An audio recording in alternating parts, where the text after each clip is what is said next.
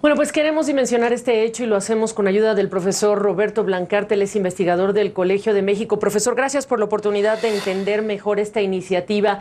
Pero primero que nada, para nuestra audiencia en Latinoamérica, que surja de este grupo, de la Arquidiócesis Primada de México, ¿qué nos dice? Bueno, nos dice que obviamente están preocupados por un problema que ahora reconocen después de muchos años en el que este fenómeno, este problema fue señalado. Hay que recordar que por lo menos hace un cuarto de siglo ya se fueron señalados los abusos del padre Marcial Maciel, de los Legionarios de Cristo, y este protocolo pues está saliendo un cuarto de siglo después, nada más como para medir el tamaño de la reacción, ¿no? Obviamente ha habido algunos pasos intermedios, tanto en la Santa Sede como en el Episcopado Mexicano, como en este caso el Arzobispado Primado de México, que corresponde a la Ciudad de México.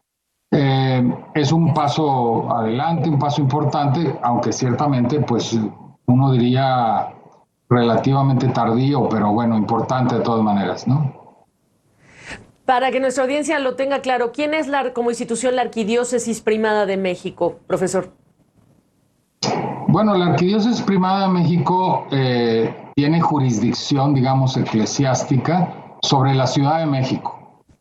Tiene el hecho de que se llame primada, es porque ese es un título honorífico que se le da a algunas iglesias que históricamente tuvieron un lugar particular.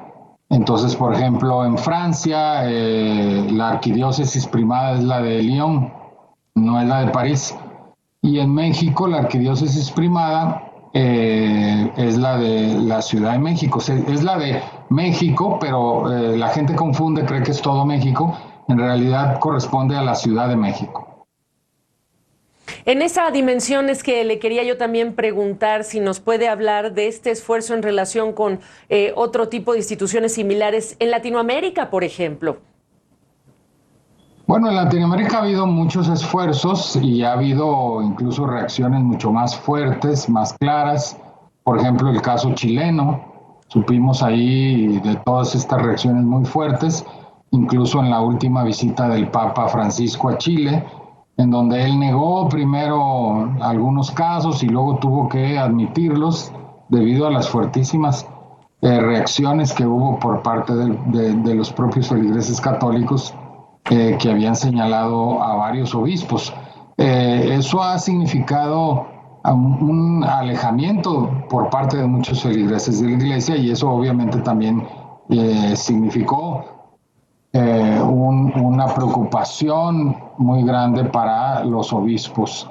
Y también ha habido reacciones importantes en otros lugares como en Argentina o en Brasil. Entonces, yo diría que en muchos países latinoamericanos ha habido reacciones de distintos niveles, aceptando una problemática que es mucho más profunda que el de la pederastia misma, pero que en este caso, bueno, no se había atacado y no habían quedado claras las acciones que los feligreses podían y debían tomar en casos como ese, ¿no? Y la ventaja de este protocolo es que ayuda a la gente a entender qué debe de hacer, ¿no? Por último, esto genera una expectativa enorme de que el mecanismo que se está ofreciendo va a ser efectivo cuando comienza a partir de la denuncia.